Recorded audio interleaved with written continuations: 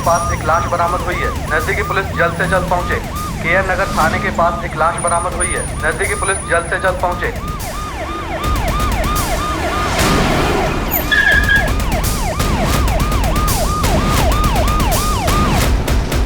हटिए। बेटा थोड़ा सा नाश्ता कर ले, दोपहर में भी तुमने कुछ नहीं खाया था। बहुत जरूरी क्लास है, कल भी तुमने खाने के चक्कर में मुझे लेट करा दिया था।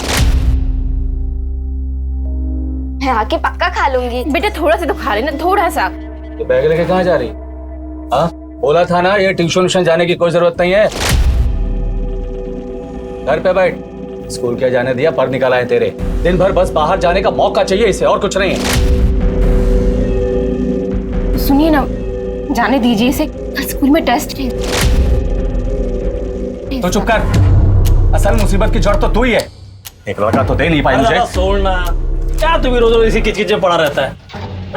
जी पढ़ना चाह रही है, पढ़ने दे। अरे जो करना है करे। इन दोनों माँ बेटी ने नाक में दम कर रखा है मेरा। नहीं होती तो अच्छा होता। अरे दादा,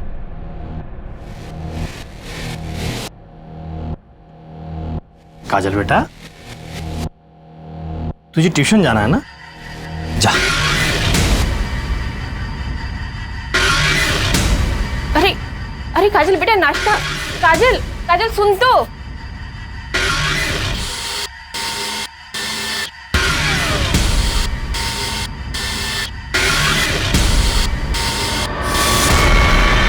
काजल बेटा, बेटा आराम से जाना। हाँ बाय आई।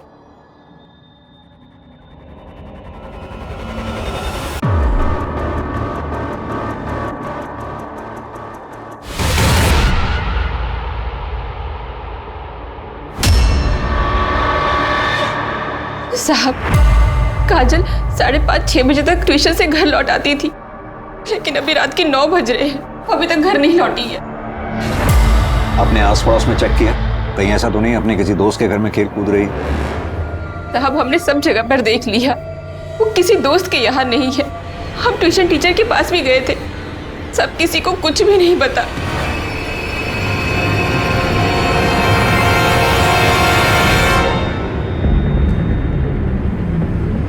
आप लोगों की किसी से कोई दुश्मनी या झगड़ा वगैरह? नहीं साहब, ऐसा तो कुछ नहीं है। और काजल, उसकी किसी से कोई दुश्मनी, कोई मनमुटाव? साहब वो सिर्फ 13 साल की, उसकी किसी से क्या दुश्मनी होगी? साहब हमारे पड़ोस में एक लड़का रहता है, शुभम, 16 साल का है। 2 दिन पहले उसकी काजल के साथ कहासुनी हुई। सॉरी।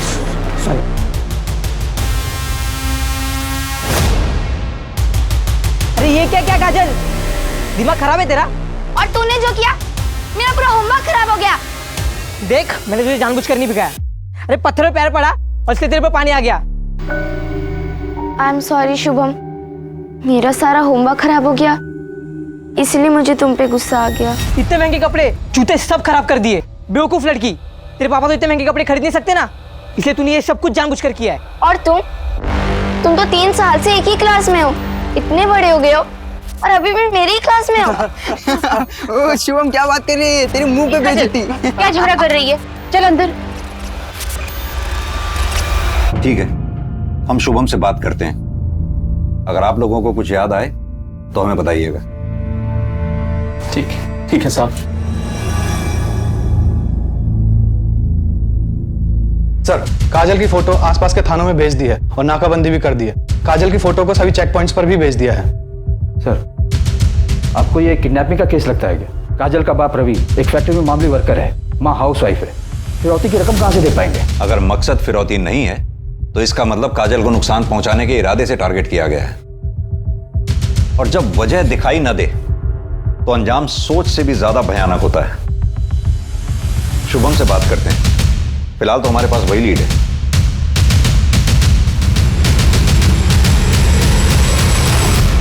नहीं सर, हमारी लड़ाई हुई थी, मगर इसका मतलब ये थोड़ी ना है कि मैं उसको नुकसान पहुंचाऊंगा। काजल को आज ट्यूशन में देखा था?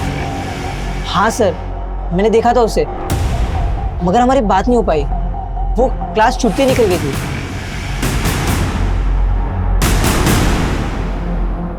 शुभम और ट्यूशन के बच्चों के बारे में पता करो, मामला संगीन है। खबरियों को भी इन्फॉर्म करो। ये केस प्रायोरिटी है, हमें जल्द से जल्द काजल को ढूंढ निकालना है। सर।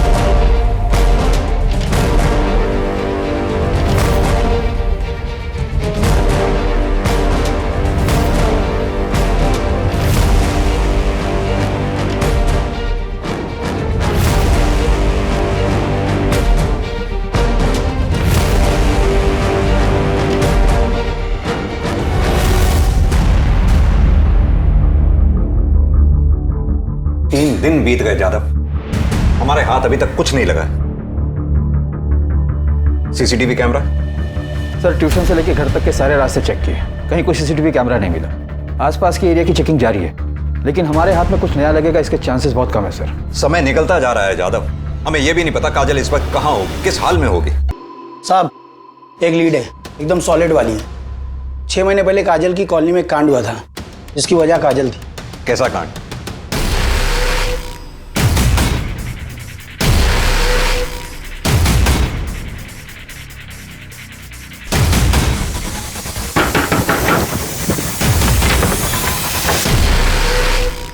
छह महीने पहले हमारे घर में पूजा थी, तब मैंने काजल को आस पड़ोस में प्रसाद देने के लिए भेजा था। सविता मौसी, सविता मौसी।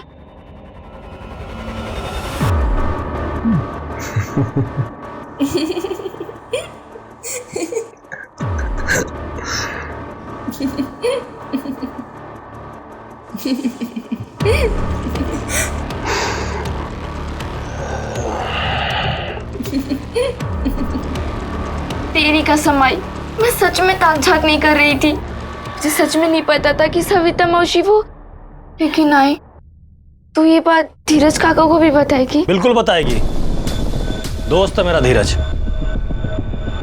क्या बता सकते हैं नितिन कहाँ मिलेगा? सुना है आजकल वो जानीपुर में रहता है, चंदू के पास उसका पूरा एड्रेस जरूर होगा।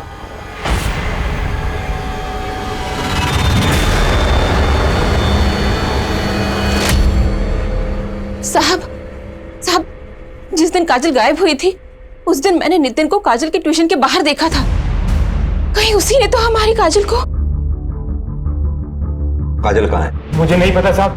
17 सितंबर की शाम 5:30 से 6:30 बजे के बीच में कहाँ था तू? मुझे याद नहीं आ रहा साहब, शायद काम पर था। काम? कौन सा काम? हम जानते हैं पिछले 6 महीने से तू किसी काम पर नहीं है। वो मेरा मतलब है कि मैं काम ढूंढ रहा था। 6 महीने पहले तक तेरे पास सब कुछ था, पैसा, अच्छी नौकरी, लड़की। अचानक सब छू मंतर हो गया। घर बैठे बैठे काफी फ्रस्ट्रेट हुआ होगा ना? हाँ, उस बेवकूफ लड़की की वजह से, काजल, जिसने मेरी जिंदगी बर्बाद कर दी, और उसका चाचा। और इसी बात का बदला लेने के लिए तूने प्लान बनाया, काजल को किडनैप कर लिया। मैंने ऐसा नहीं किया साहब, मैं पिछले 6 महीनों से उस कॉलोनी में गया ही नहीं। कॉलोनी में नहीं गया? 17 सितंबर की शाम काजल की मां मनीषा ने तुझे उसी कॉलोनी में देखा था। क्या करने गया था वहां? सच सच बता दे, वरना तेरा वो हाल करूंगा कि तू कुछ भी करने लायक नहीं रहेगा। अक्सर जाता हूँ, पर सिर्फ सविता को देखने के लिए। आई शपथ, मैंने कभी काजल के लिए बुरा नहीं सोचा।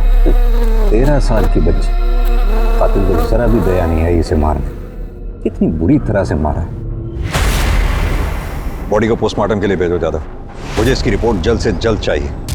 ये किलर जो कोई भी है, इसे हर हाल में पकड़ना होगा। जी सर।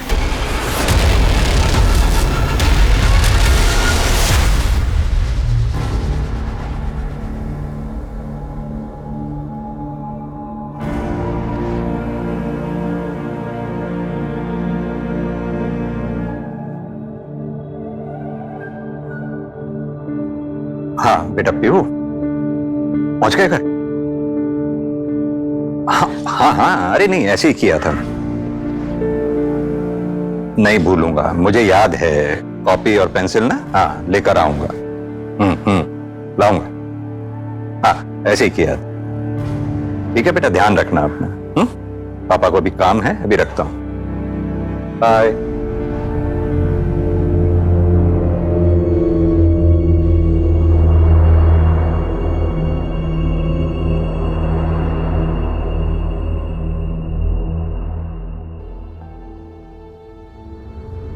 गौरी, अब हमारा अपना घर होगा।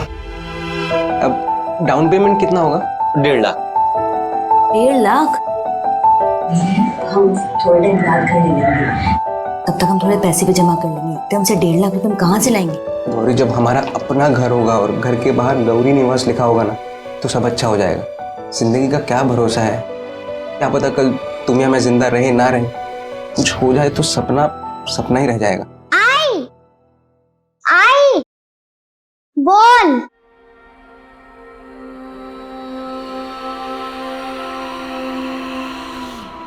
आई खुशबू, खुशबू आई, आई खुशबू।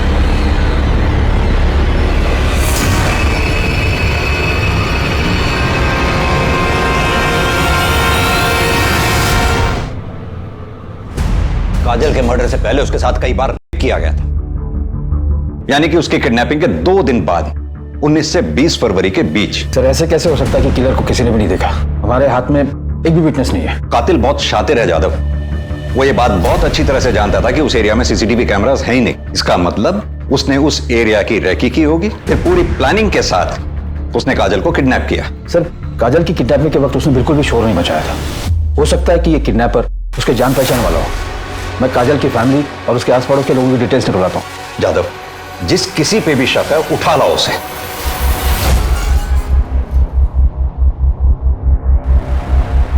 पुलिस हर उस इंसान के बारे में पता लगा रही थी जो किसी भी तरह से काजल से जुड़े हुए थे, लेकिन उनकी नजरों से दूर, सोच से परे एक और अपराध अपनी जड़ें बिछा रहा था।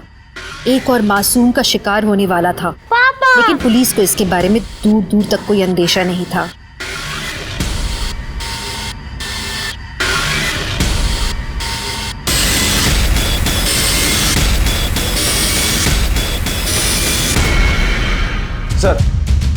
सर काजल की कॉलोनी में एक पड़ोसी से पता चला कि काजल का बाप रवि बेटा चाहता था और मनीषा और काजल के साथ बुरा सलूक भी करता था। कभी कभार तो हाथ भी उठाते थे। इतनी छोटी सी बच्ची के ऊपर हाथ उठाता था? और वो चंदू, काजल का चाचा, रवि का छोटा भाई, वो भी कुछ अजीब है। उसे बच्चों से कुछ ज्यादा ही लगाव है। हमेशा कॉलोनी के बच्चों के आसपास ही रहता है। कभी मिठाई तो कभी चॉकलेट देकर अपने पास बुलाता रहता है। लेकिन कभी किसी ने उस चंदू के खिलाफ कंप्लेंट क्यों नहीं की? सर जब हमें ये पता चला तो हमने कुछ और लोगों से भी पूछताछ की। उनका कहना था कि चंदू अजीब तो है पर उसने किसी के साथ कुछ गलत नहीं किया। तो क्या सब गलत होने का इंतजार कर रहे हैं? यादव, ये भी तो हो सकता है कि काजल इसका पहला शिकार रही है। रवि काजल का सगा बाप है। काजल का हुआ एक बाप अपनी बेटी के साथ ऐसा कुछ भी हो सकता है जादव। इंसान को जानवर बनने में सिर्फ 1 सेकंड लगता है। अरे साहब, आप असली मुजरिम को पकड़ने के बजाय हम लोग को फंसा रहे हैं। अरे मैं बाप हूं उसका, सोच भी कैसे सकते हैं आप ऐसा?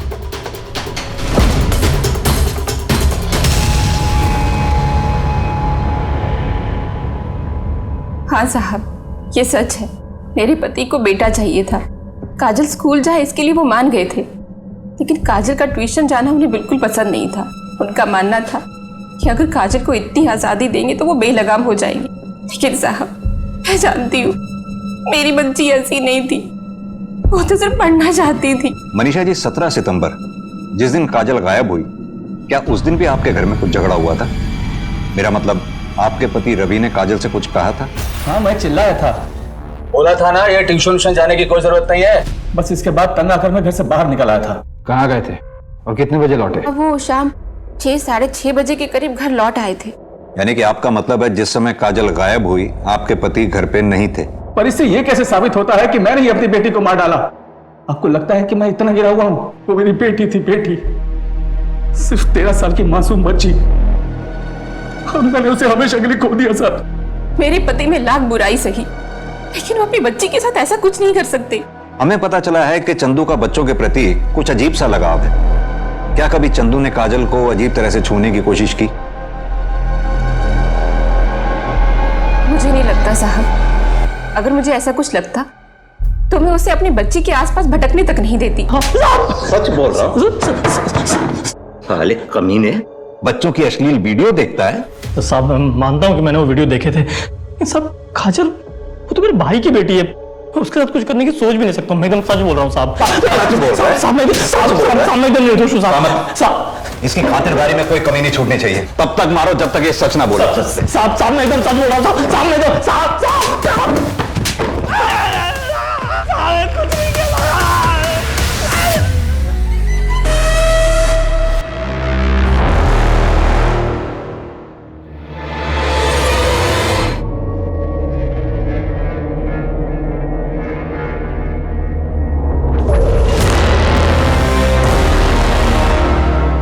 बाबा आप आ गए।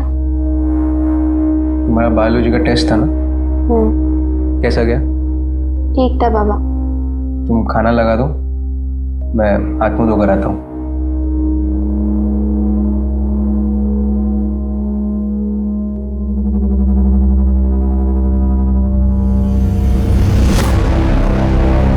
बाबा 11 महीने हो गए, क्या आई कभी वापस नहीं आएगी?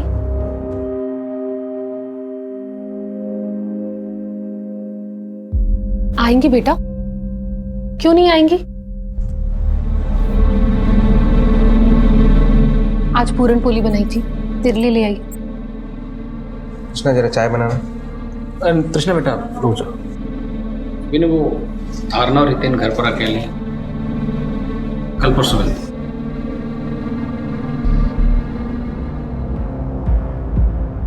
मुझे लगता है ये विनय को ना गौरी को भूलकर अब आगे बढ़ जाना चाहिए। ऐसा क्यों बोल रहे हैं आप? अगर गौरी को लौट कर आना होता तो इन 11 महीने में लौट आती, तो पुलिस ने भी उसको ढूंढना बंद कर दिया। मतलब पुलिस भी जानती है कि वो अपने मन से भाग कर गई।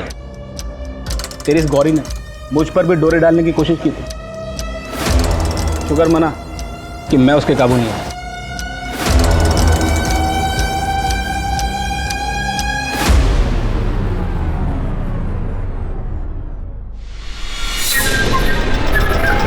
ये चंदू पिछले 15 दिन से हमारी हिरासत में है, लेकिन इसकी स्टेटमेंट में कोई चेंज नहीं आया। कन्फेशन मिलना मुश्किल है। एक मिनट एसपी सर।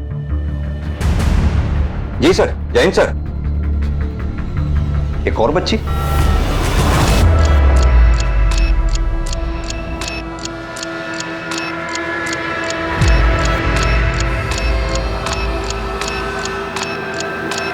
और चाहिए?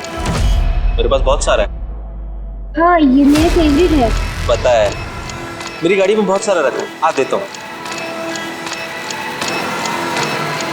एक और बच्ची किडनैप हुई, इसका नाम श्रुति, टीलागंज एरिया से। हमें टीलागंज की पुलिस के साथ मिलकर काम करना हो। सर ये बच्ची है श्रुति सिंह, उम्र 10 साल। कल दोपहर को लगभग 1 बजे के आसपास जब ये स्कूल से लौट रही थी, इसे किडनैप कर लिया गया। बेटा श्रुति कहाँ है? उसे स्कूल से आने में लेट होगा क्या? आंटी मैं श्रुति से बात नहीं करूंगी, उसने बोला था वो मेरे लिए वेट करेगी और वो चली गई। चली गई? कहाँ चली गई? वो कोई अंकल थे। कौन अंकल? पता नहीं, मैं जब कैंडी लेकर मुड़ी तो मैंने देखा वो उनके साथ जा रही थी। मैंने उसे बहुत आवाज दी, फिर भी वो नहीं रुकी। सर मैंने मीना से पूछताछ करी, लेकिन हमें कुछ खास पता नहीं चला। उस आदमी का कोई ट्रेस मिला? नहीं सर, ये आदमी बहुत ज्यादा शातिर है। शर्मा, तुम्हें क्या लगता है श्रुति और काजल, इन दोनों का किडनैपर सेम है? सर किडनैपर का विक्टिम प्रोफाइल काफी सिमिलर है। काजल और श्रुति दोनों की एज लगभग बराबर है सर, 10 साल और 13 साल। किडनैपिंग का तरीका भी बिल्कुल सिमिलर है सर। किडनैपर आया, बहुत आराम से लड़की को उठाया और हवा में गायब सर। किसी ने कुछ नहीं देखा, किसी के पास कोई एविडेंस नहीं है, कोई सीसीटीवी फुटेज नहीं है। और बाद में इन दोनों की फैमिलीज को कोई रैंसम की कॉल भी नहीं आई। सिमिलरिटीज तो है, पर हमें इतनी जल्दी कंक्लूजन पर नहीं आना चाहिए। कहीं हम एक ही आदमी को ढूंढते रहे और किलर विक्टिम का कोई अपना ही हो। एक काम करते हैं, केस को इन्वेस्टिगेट करते हैं, देखते हैं क्या निकलता है। Right sir.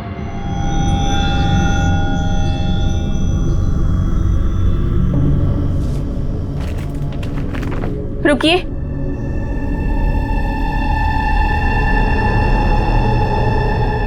आपके लिए मैंने पुलिस से झूठ बोला।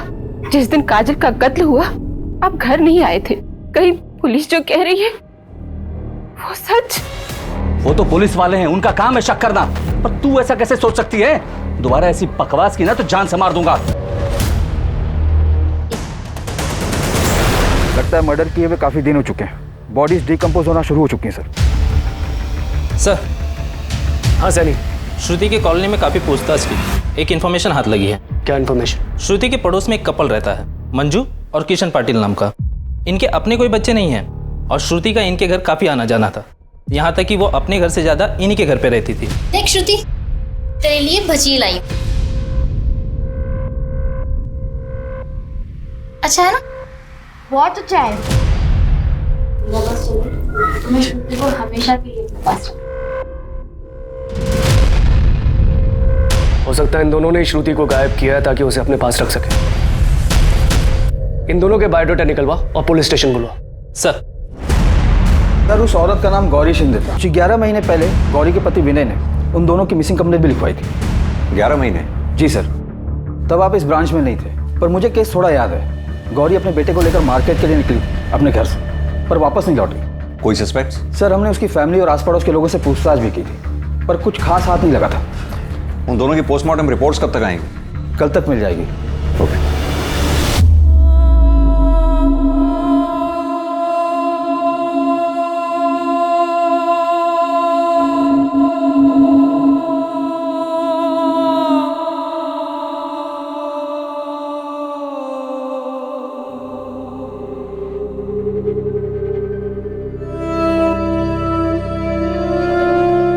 सर, मंजू और किशन पाटिल के घर पे ताला लगा हुआ है। पड़ोसी ने बताया कि वो लोग यहाँ से 9 अक्टूबर की रात को ही चले गए थे। बोला कि कुछ फैमिली इमरजेंसी है। 9 अक्टूबर मतलब श्रुति के गायब होने से ठीक एक दिन पहले। परफेक्ट सेटअप है। क्या पता ये फैमिली इमरजेंसी सिर्फ एक बहाना था, असल में वो लोग कहीं कहीं आसपास रुके थे और मौका पाते ही श्रुति को लेकर भाग निकले। हो सकता है सर, क्योंकि किसी को नहीं पता कि कहाँ गए हैं और उनका फ़ोन भी बंद आ रहा है। इन दोनों के मोबाइल नंबर ट्रैकिंग पे डालो और जैसे फ़ोन स्विच ऑन हो मुझे बताना। सर अब मैंने बहुत सोचा, ऐसे किसी आदमी को नहीं जानता जो मेरे गौरी और जुल के साथ ऐसा कुछ कर सके। मुझे तो अभी तक समझ में नहीं आ रहा है कि कोई उनके साथ ऐसा जानवरों जैसा सुलूक क्यों करे। कोई ऐसा शख्स जिससे तुम्हारी दुश्मनी रही हो, या फिर गौरी के साथ किसी का झगड़ा हुआ? ऐसा कुछ नहीं हुआ था सर। उस दिन भी गौरी ऐसे ही मार्केट गई। विनय, मैं मार्केट जा रही हूँ। अच्छा, मार्केट जाते जाते बैंक हो आना, वो किस्त जमा करने की तारीख पता करनी है ना। लेकिन बैंक तो दूसरी तरफ है, मैं तो बस यहाँ मार्केट तक जा रही हूँ। एक काम करती हूँ, मैं बैंक कल चली जाऊंगी। कोई बात नहीं। चलो बाय बाय बोलो पापा को। वो आखिरी बार था जब मैंने उन दोनों को देखा था। सर ये तो आपको पहले भी बताया था, आप फोन पे भी पूछ सकते। वैसे आपको कातिल के बारे में कुछ पता चला? मेरा मतलब आपको शक है किसी? हमें जैसे कुछ पता चलेगा विनय, हम आपको बता देंगे। सर गौरी और उज्जवल की पोस्टमार्टम रिपोर्ट आ गई है। मर्डर 5 दिन पहले हुआ, रस्सी से गला घोटकर, अराउंड 5 से 6 अक्टूबर के बीच। रिपोर्ट के मुताबिक गौरी की बॉडी पे काफी असॉल्ट मार्क्स। सर मैंने गौरी के पति विनय और उसके बहनोई शंकर से भी बात की। विनय तो शोक में था, पर उसका बहनोई शंकर मुझे कुछ गड़बड़ लगा। एक काम करो, उस्मान से कह के शंकर का काला चिट्ठा निकलवाओ और मुझे अपडेट देते रहना। जी सर। हाँ शर्मा बोलो। क्या?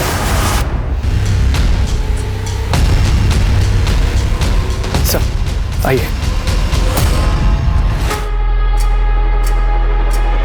सर मोडस ऑपरेंडी और बॉडी को देख के तो यही लग रहा है कि काजल और श्रुति का किलर एक ही है सर। शर्मा सिचुएशन बहुत डेंजरस होती जा रही है।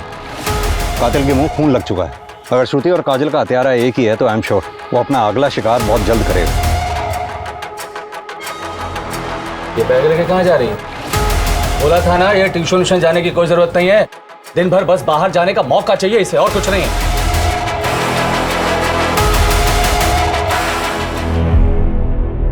साहब अभी आपने मेरे को इधर क्यों बुलाया? मुझे पता चला कि तू गौरी को बहुत ज्यादा ही पसंद करता था।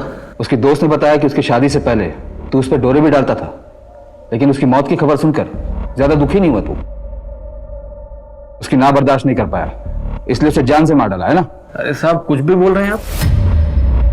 ठीक है, गौरी मुझे पसंद थी, सुंदर थी, मेरा दिल आ गया था उस पर साहब मैंने कभी उसके साथ कोई जबरदस्ती नहीं की। इसलिए क्योंकि तू उसकी बहन का पति है? नहीं साहब, इसलिए क्योंकि मुझे कभी गौरी के साथ जबरदस्ती करने की जरूरत ही नहीं पड़ी। साहब अभी वो इस दुनिया में नहीं है, पर आपको एक बात बोलूं, वो जितनी भोली दिखती थी ना उतनी थी नहीं। मुझे भी देर हो रही है, मैं भी चलती हूँ। अरे कहाँ हो?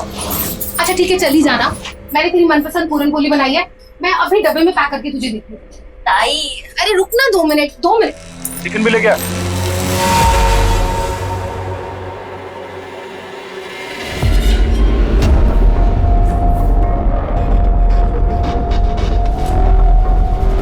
आप ही बोलो सर, गलती उसकी थी या मेरी? गलती उसी की थी। सबके सामने खींचकर थप्पड़ मारना चाहिए था तुझे, तब तेरी अक्ल ठिकाने आती। जो भी है साहब, पर मैंने गौरी का किडनैप नहीं किया और ना इसका खून किया है। साहब मेरे पास कोई वजह ही नहीं थी उसको मारने की। थी। गौरी ने तुझे धमकी दी थी कि वो तेरे बारे में विनय को सब कुछ सच बता देगी। तू डर गया, तेरा भांडा फूटने वाला था और बदनामी होती वो अलग। ऐसा कुछ हो उससे पहले ही तूने गौरी को किडनैप कर लिया। मैंने ऐसा कुछ नहीं किया साहब। और आपके पास मेरे खिलाफ कोई सबूत है क्या? अभी तो नहीं है, लेकिन अगर मुझे पता चला कि इस मर्डर के पीछे तेरा हाथ है तो तुझे बचकर जाने भी नहीं दूंगा, इतना याद रख ले। कुछ नहीं किया सर। श्रुति के मर्डर के समय चंदू पुलिस कस्टडी में था, तो ये खूनी कैसे हो सकता है? यादव, दोनों क्राइम स्पॉट्स जहां से हमें श्रुति और काजल की डेड बॉडीज मिली हैं, उसके आसपास का एरिया दोबारा से सर्च करा। लेकिन सर सर्च क्या करना है? पान मसाला के रैपर्स। इन दोनों के क्राइम स्पॉट्स के आसपास जितने भी पान मसाला और के रैपर्स मिलते हैं वो सब मुझे चाहिए, जल्द से जल्द।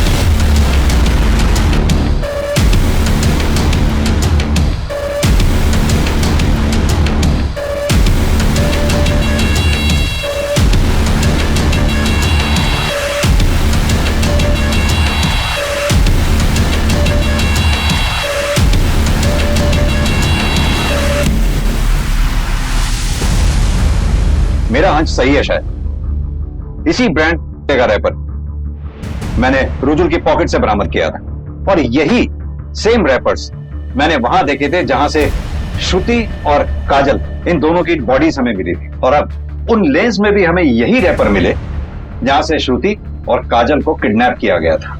लेकिन सर ये तो बहुत ही कॉमन ब्रांड है, मुझे नहीं लगता कि ये तीनों केसेस आपस में कनेक्टेड है। नहीं जादव, मुझे स्ट्रांगली लग रहा है क्योंकि रुजुल और गौरी को जहां से किडनैप किया गया था वही पीछे एक दरगाह है। जाहिर सी बात है दरगाह के आसपास इत्र की दुकानें होती हैं। श्रुति की बॉडी पे से मुझे एक इत्र की स्मेल आ रही थी। हालांकि उस समय मैं उस बात को कनेक्ट नहीं कर पाया, लेकिन अब मेरी समझ में आ रहा है, हो सकता है कि वो इत्र अपना किलर इस्तेमाल करता हो। सर ये तो ब्लाइंड गेम है। आई नो ज्यादा, लेकिन अभी फिलहाल हमारे पास यही एक थ्योरी है और इसी थ्योरी को लेकर हमें आगे बढ़ना होगा। चारों की हत्या नायलॉन की रस्सी से गला घोंट कर की गई और ये चारों किडनैप होने के बाद जैसे हवा में गायब हो गए। श्रुति, काजल और गौरी को बार बार किया गया। सर विक्टिम प्रोफाइल डिफरेंट है। श्रुति और काजल माइनर्स है पर गौरी ग्रोन अप है। इन सारे केसेस में एक ही हत्यारा है, सीरियल किलर। उसका प्रोफाइल तैयार करते हैं। मेल 35 से 42 साल के बीच। करेक्ट, क्योंकि गौरी की उम्र 32 साल की थी। उसे कंट्रोल करने के लिए एक स्ट्रांग आदमी चाहिए।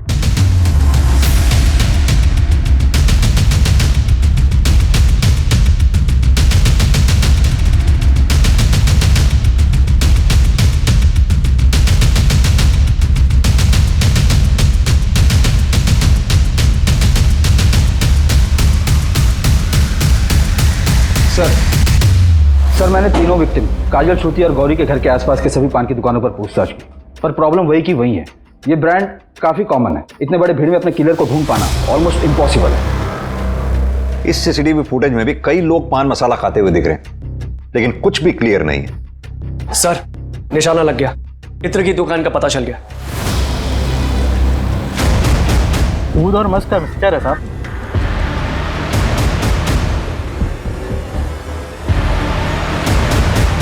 एग्जैक्टली वही खुशबू है। हमें उन सभी लोगों के नाम और नंबर चाहिए जो ये वाला इत्र इस्तेमाल करते हैं। ठीक है साहब।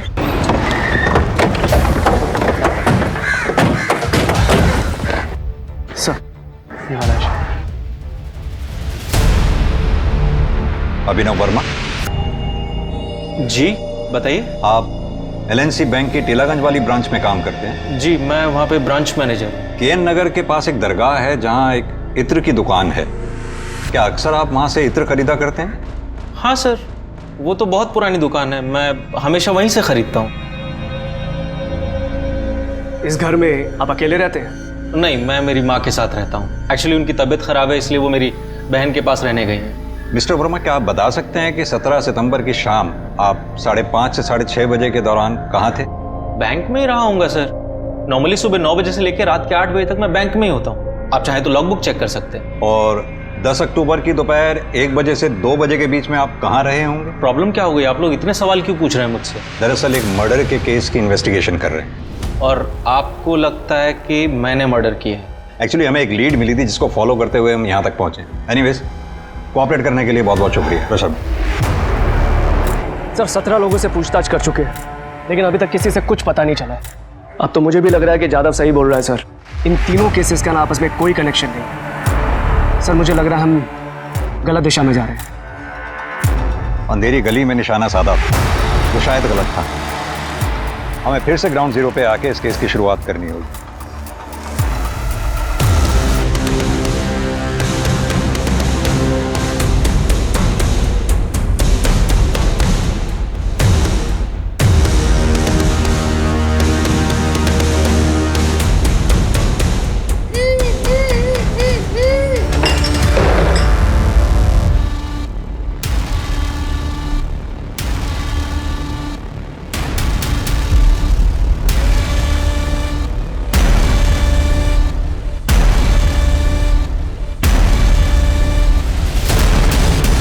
आपको ही कॉल करने वाला था।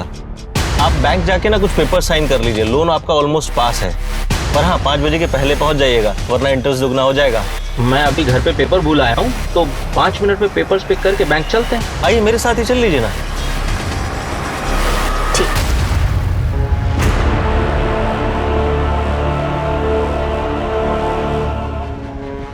क्या जानवर और क्या इंसान, सब एक ही भगवान के बनाए हुए हैं, कोई फर्क नहीं। गौरी को मैंने सब कुछ दिया सर, और बदले में मैं क्या चाहता था? जब चाहूं जहां चाहूं उसके साथ खेल सकूं। तो फिर तूने गौरी को मारा क्यों? इनफैक्ट गौरी से पहले काजल को क्यों मारा? क्योंकि वो मेरे सर का दर्द बन चुकी थी सर। फिर ऐसा क्या बदल गया जो तूने उन दोनों को मार डाला? क्योंकि सर मैं थक गया था। रुजुल का रोज रोज का रोना धोने से छुटकारा पाना चाहता था, पर मेरे अंदर कुछ बंधा हुआ सा था जो मुझे उन्हें मारने से रोक रहा था। जब मैंने पहली बार काजल को मारा तो वो टूट गया। मैं पहली बार गौरी से बैंक में मिला था। आप लोग क्या लेंगे, चाय? Excuse me. पर उसकी वो पायल, पता नहीं क्या हुआ मुझे कि मैं उसके बाद उसे भूल ही नहीं पाया। कुछ अलग सा ही नशा था, ऐसा चढ़ा कि उतरने का नाम ही नहीं ले रहा था। सोते जागते, उठते बैठते, खाते पीते, हर समय मुझे वही दिखाई देती थी। मैं उसे हर हाल में हासिल करना चाहता था। काजल, श्रुति, प्रिया 10 से 12 साल की थी, बच्चियां ही क्यों? क्या है ना सर, इंसान रोज दाल चावल खा के चेंज तो चाहता ही है ना।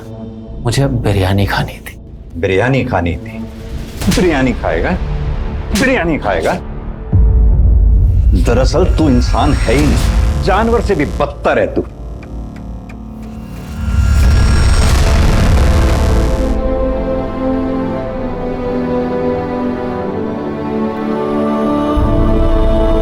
एक जानवर के पागलपन और स्वार्थ की वजह से 3 मासूम बच्चियां, एक मासूम बच्चा और एक लाचार औरत अपनी जिंदगियों की जंग से हार गए। इन सभी के सामने इनकी आगे की पूरी जिंदगी पड़ी थी। किसी विक्टिम के पति और बच्चे थे, किसी के माँ बाप थे, एक परिवार था जिन्हें वो पीछे छोड़ गए। दुनिया में अभिनव जैसे कई दरिंदे हैं जो बिना पलक झपकाए बड़े से बड़ा अपराध कर जाते हैं, और इसीलिए जरूरी है कि हम अपनी आंखें खुली रखें, अपने आसपास हो रही गतिविधियों पर पूरी नजर रखें। किसी भी इंसान पर आसानी से विश्वास करने से पहले आप 2 बार सोचें। क्या और क्यों जैसे सवाल पूछने से नुकसान नहीं होता, बल्कि कुछ बुरा होने से आप रोक सकते हैं। साथ ही अपने बच्चों को समझाएं कि अगर कोई अनजान आदमी कुछ सामान देकर या कोई कहानी सुनाकर अपने साथ ले जाने की कोशिश करता है तो किसी भी हालत में उसके साथ न जाएं। और अगर कोई जोर जबरदस्ती करता है तो जोर जोर से जितना चिल्ला सकते हैं उतना चिल्लाएं।